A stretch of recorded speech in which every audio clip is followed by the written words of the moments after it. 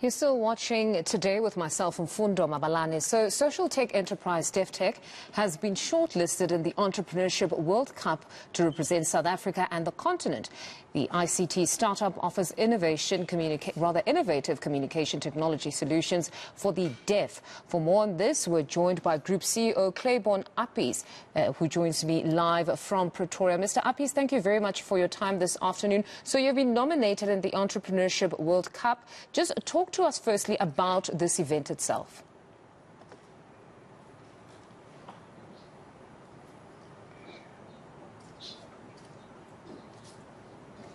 So thank you so much. I really just wanted to touch a little bit on that. That's the importance of making sure that we are connected and we are able to communicate in an environment now where technology has really made it possible for us to bridge all barriers when it comes to communication. So when it comes to the Entrepreneurship World Cup, we were one of 25 companies to make it to the finals of the Entrepreneurship World Cup, which had more than 100,000 registrations this year from across over 200 countries. It's all startups looking to make an impact in the world and using technology to do so.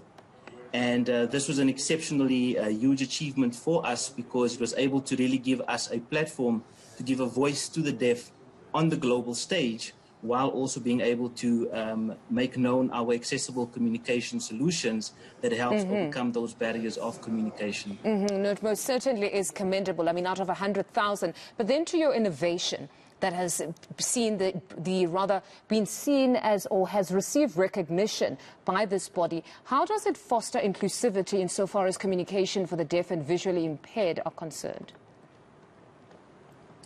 So, I worked in the call center industry for over 16 years, servicing some of the leading insurance and financial institutes in South Africa. But I was always confronted with having to deal with deaf customers and this transaction not being able to happen seamlessly. And so that's exactly where our communication solutions come in. To accommodate the deaf, you have to speak the language that they speak, which is sign language. And we assist organizations, public and private, do so through accessible communication solutions in the form of video relay services, video remote interpretation, and deaf-to-deaf call center functionality, as well as speech-to-text services, so that at any setting where any deaf person finds themselves, they are able to use their smartphone to contact any service, or basically be able then to communicate using their smartphone with having our app on their phone that enables remote-based translation services, or alternatively, you are then able to speak directly in sign language to a deaf consultant. We took this route to address both the unemployment, because now we can employ deaf people in call centers, and we've also done that to enable access to much-needed services. So, for example, 10111, the deaf are unable to access call center-based services such as 10111, which now they will be able to do, and they'll be able to speak in live video real time in sign language and get access to much needed services to live their daily lives. And then when is the finale? When do you expect to get the final results?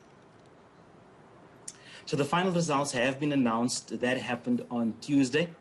Unfortunately, we weren't able to progress past the semi-final rounds, where we were one of the 25 top companies in the world on that world stage. And yes, so we were able to at least get to the finals, much like the Olympics would be, or the Soccer World Cup or Rugby World Cup would be. We were able to represent our country on that world stage in the top 25. No, most certainly commendable. Congratulations again. And thank you very much for joining us this afternoon. That was DeafTouch CEO Claybourne Appies. And now